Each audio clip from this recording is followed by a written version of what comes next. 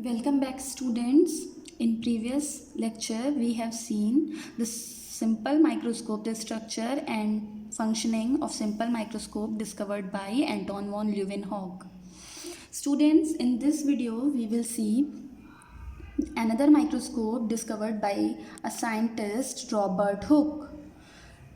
Student, this microscope, the image you are watching on your screen, it is the image of compound microscope discovered by a scientist whose name was Robert Hooke.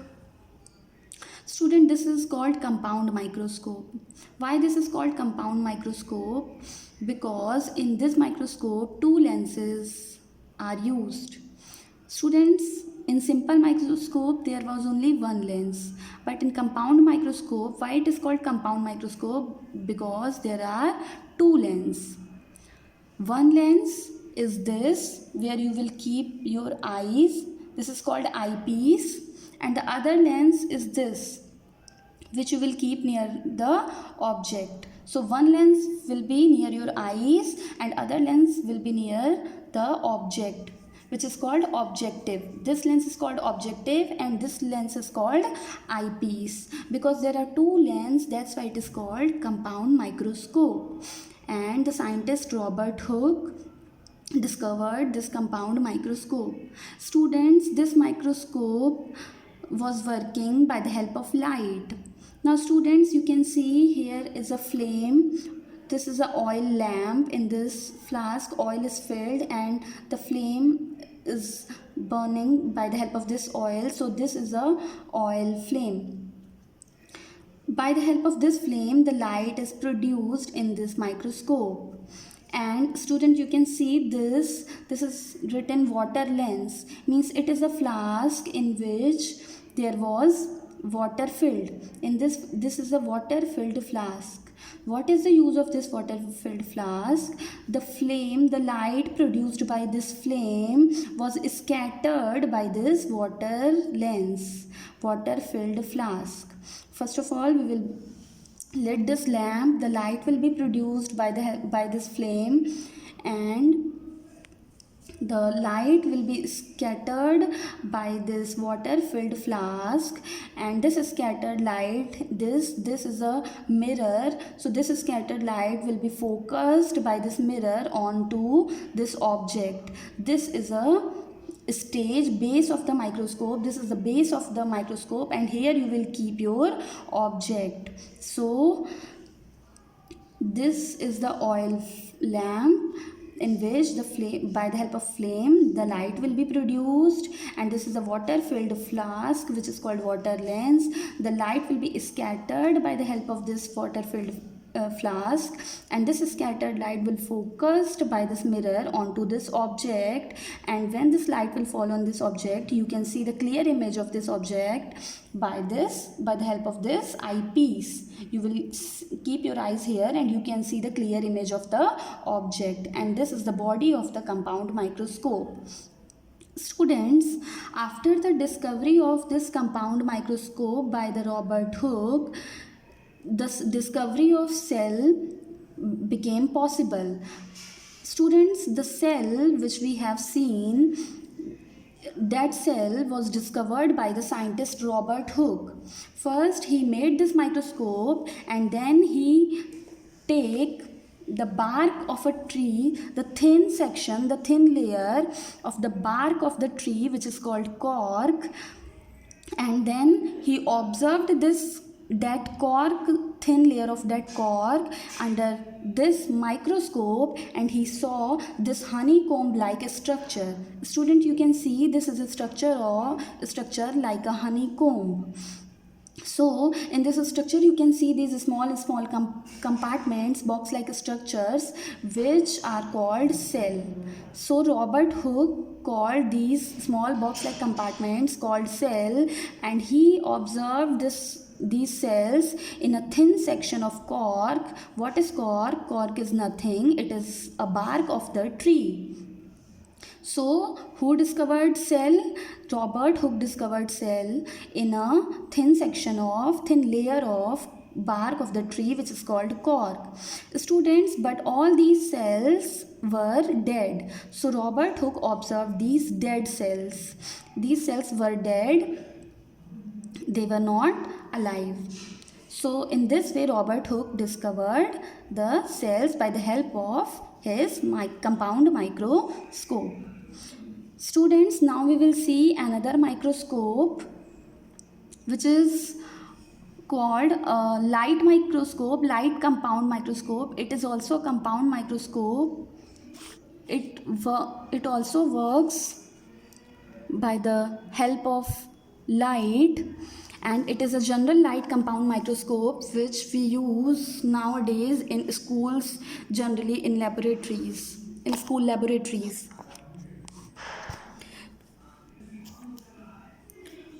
Students, you can see this image. In this image, this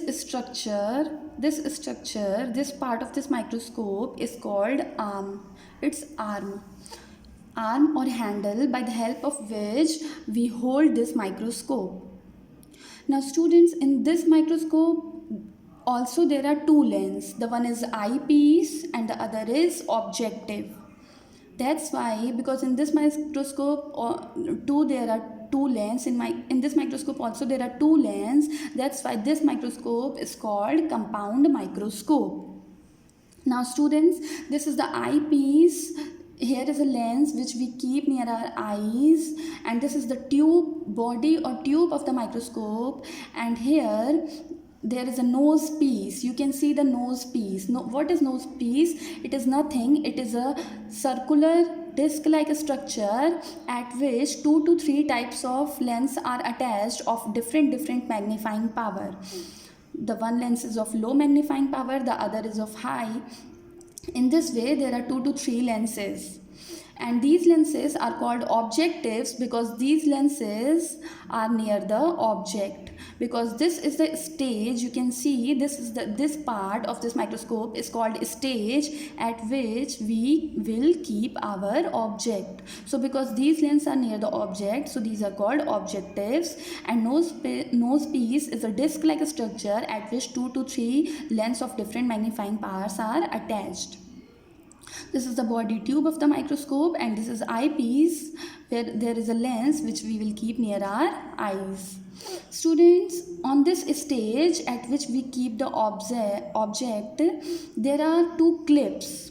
We will keep the object on a small piece of glass which is called glass slide, and we will attach this slide with the help of these clips. There are 2 clips by the help of which we attach the piece of glass on this stage, and over the piece of glass we will keep the thin layer of our object.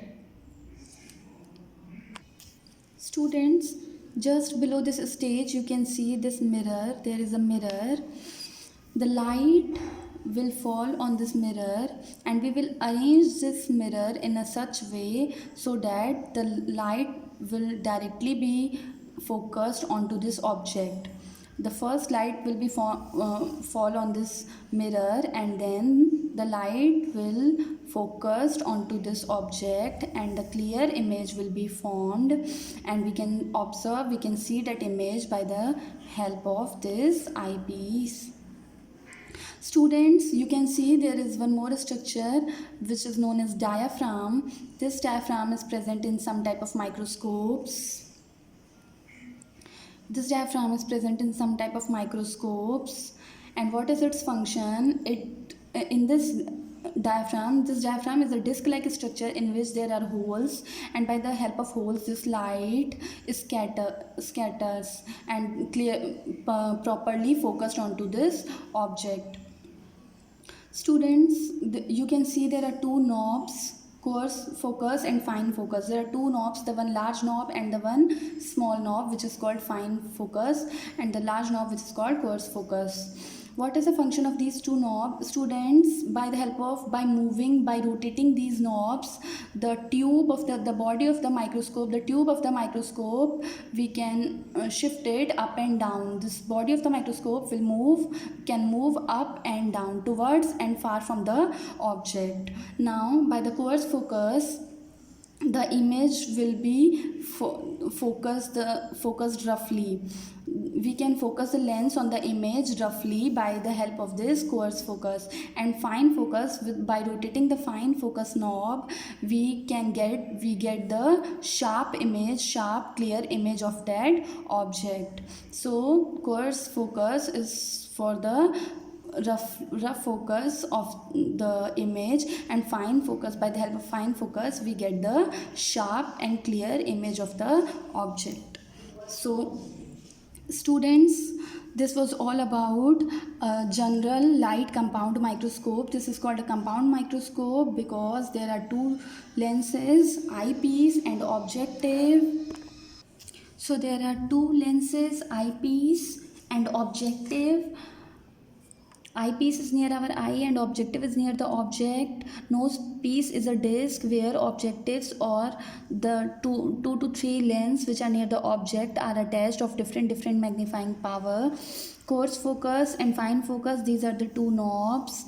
One is for the rough focus on the object, and the fine focus is for the to get the sharp image of the object.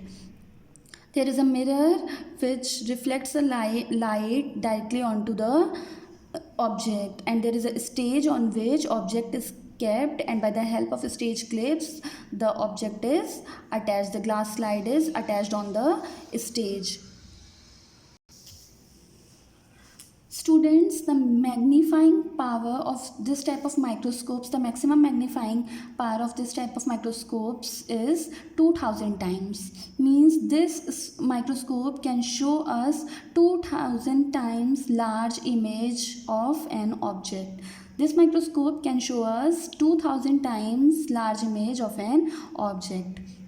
So students, this was all about general light compound microscope which we generally use in our school labs. And the next microscope is an electron microscope. Students, this is the image of an electron microscope. You can see in this microscope we don't use light. In this type of microscope we use electron beams. That's why this microscope is called electron microscope, and the magnifying power of this microscope is 2 lakhs times. Up to 2 lakh times large images we can see by the help of these microscopes. All the small parts inside the cell, all the small parts which are inside the cell we can see by the help of these microscopes.